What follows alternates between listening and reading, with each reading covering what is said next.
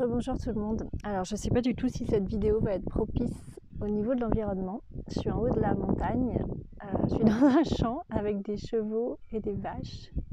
C'est magnifique mais il y a beaucoup de vent, mais sauf que ce que j'ai à vous dire, c'est maintenant que j'ai envie de vous le dire. Peut-être que je vais avoir de la visite des chevaux d'ailleurs. Alors, en fait je vous ai dit que j'aimerais vous parler de la différence entre l'ombre et la non-lumière. Donc c'est peut-être pas super propice parce que je suis pas sûre que vous allez super bien m'entendre, mais c'est super important pour moi de partager ça avec vous, avec l'ensemble en fait, parce que je le partage toujours en petit comité, je le partage pendant les stages, je le partage pendant les cercles, pendant les oracles, mais c'est quelque chose qui me semble vraiment essentiel en fait à partager. C'est ma vision des choses, il n'y a rien de didactique, c'est pas une vérité absolue, c'est par rapport à tout ce que j'ai pu rencontrer, dans tout ce que j'ai traversé, que ce soit moi, ou dans tout ce que je fais en séance, dans ce que je fais en stage, dans tout ce que, voilà, dans tout ce que je fais, donc dans tout ce que j'ai expérimenté et dans la conscience que j'ai ouverte à différents niveaux et qui me permettent d'aller ici ou là et de voir au fur et à mesure, entre guillemets voir, ce qu'il en est, sachant que je ne serai jamais arrivée au bout évidemment, si bout il y a. Alors c'est quoi la différence pour moi entre l'ombre et la non-lumière? Imaginons que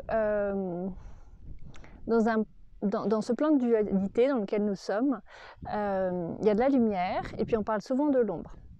Alors jusque là ça va. En fait pour moi l'ombre, elle pourrait se définir comme de la lumière blessée. C'est-à-dire que l'ombre en quelque sorte c'est une lumière. Et ces plans de dualité, ombre et lumière, en fait, ils vont vraiment super loin. Ils vont très très haut en fait. On a l'impression que dès qu'on est décorporé, dès qu'on n'est plus incarné, on va sortir de la dualité, on va retrouver le pays des roudoudous, les licornes magiques et tout ira bien, puis avec un peu de chance, on sera au paradis. Et ça sera top. Alors, c'est pas pour casser le charme, j'en sais rien en soi, peut-être que j'ai pas tout découvert, mais j'ai jamais vu ça.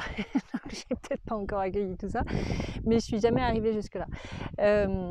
C'est que la dualité elle-même, elle va très très loin. Dans toutes les strates que j'ai pu côtoyer, il y a de la dualité. De différentes façons, même si on n'est plus manifesté, il y a de la dualité encore.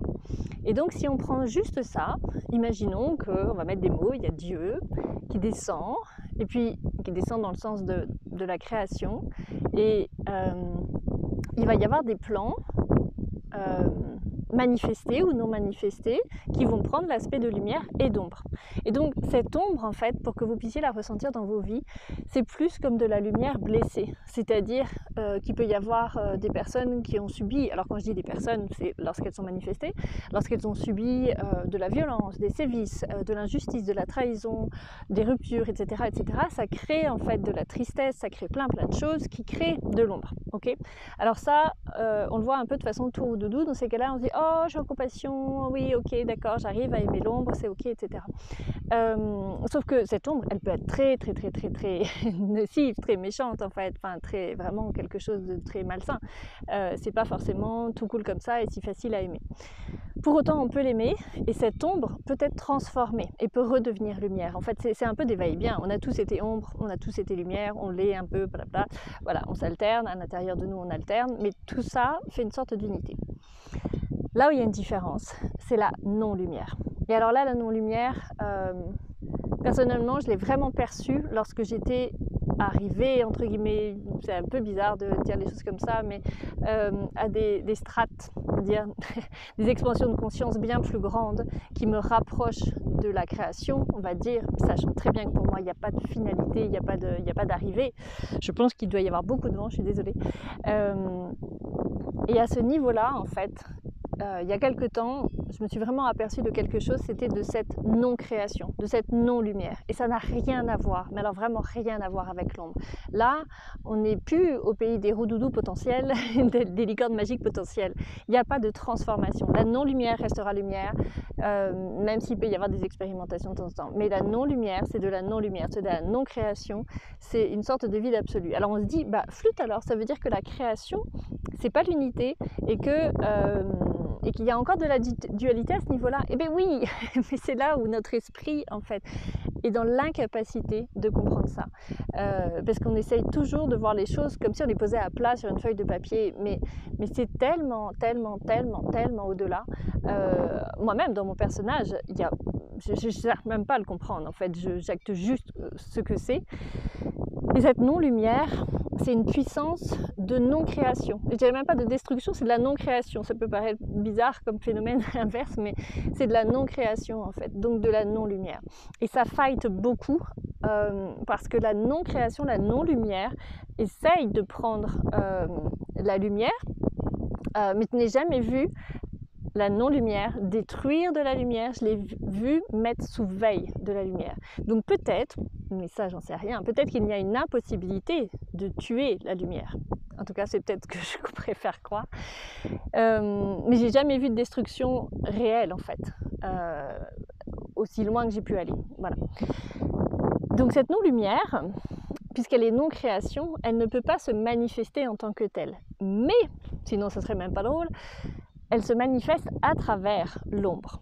Et alors là, on commence à faire des engrenages un peu dans tous les sens. C'est-à-dire que, si on redescend ici, on va pouvoir se dire, tiens, telle personne, elle est dans l'ombre, etc. Mais à un moment donné, c'est très difficile de faire la différence entre l'ombre et la non-lumière. Pourquoi ? Parce que la non-lumière va se servir de l'ombre, qu'elle soit manifestée ou non, mais si on prend par le biais d'une personne, elle va se servir de l'ombre de la personne pour venir à l'intérieur comme une faille un peu et pour commencer à irradier cette non-lumière. Donc ça, c'est une première façon de faire, on va dire.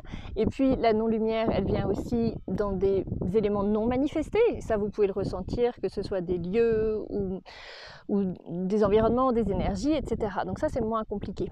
Mais lorsqu'elle veut se manifester dans la matière, de ce que j'ai remarqué, mais c'est toujours pareil, ce n'est pas une vérité absolue, c'est mon expérience, c'est qu'elle va aller se manifester à travers l'ombre. Et ça devient vraiment compliqué de savoir quoi est quoi en fait. Donc mis à part pouvoir regarder réellement, intuitivement par rapport à ce qui est, en tout cas ça fait des embrouillés. Alors là c'est important aussi pour vous à le savoir, parce que ce qui se passe et ce qui s'est passé depuis plusieurs mois, années, je trouve, c'est que cette non-lumière, alors déjà l'ombre le fait, mais cette non-lumière a tendance à se servir de certaines personnes qui ont une forte propension à être dans l'ombre ou qui ont des grosses failles, et elle s'en sert comme des hôtes. Et donc à l'intérieur de ces personnes, on peut se dire waouh, mais qu'est-ce qui s'est passé en fait, la personne elle a vraiment changé, en fait il y a un truc qui est plus pareil qu'avant, sa vibration là, mais c'est parce que en fait, alors ombre ou non-lumière, c'est toujours un peu entre les deux, ça vient prendre là où il y a des failles et ça vient connecter et se servir des personnes, là je parle des personnes, c'est plus ça qui vous concerne, des personnes comme d'un autre, comme un potentiel distributeur d'énergie et notamment comme une nourriture. Donc ça sera la nourriture de l'ombre et ou de la non-lumière et ça sera aussi comme un dispatching en fait. Voilà. Donc c'est vraiment important pour moi que les choses elles soient plus éclaircies par rapport à ça, parce qu'on en parle rarement en fait. J'ai remarqué que c'est pas quelque chose qui est abordé et en tout cas c'est vraiment la perception que j'ai depuis pas très longtemps, mais depuis un moment en tout cas, depuis toutes les transformations intérieures qui m'ont permis d'aller voir dans des espaces de conscience tellement plus lointains, entre guillemets, tous ces termes n'ont absolument aucun sens, mais que ça m'a permis de comprendre ça et de dire oh ok, toi être non-lumière, bonjour, ça fait une différence.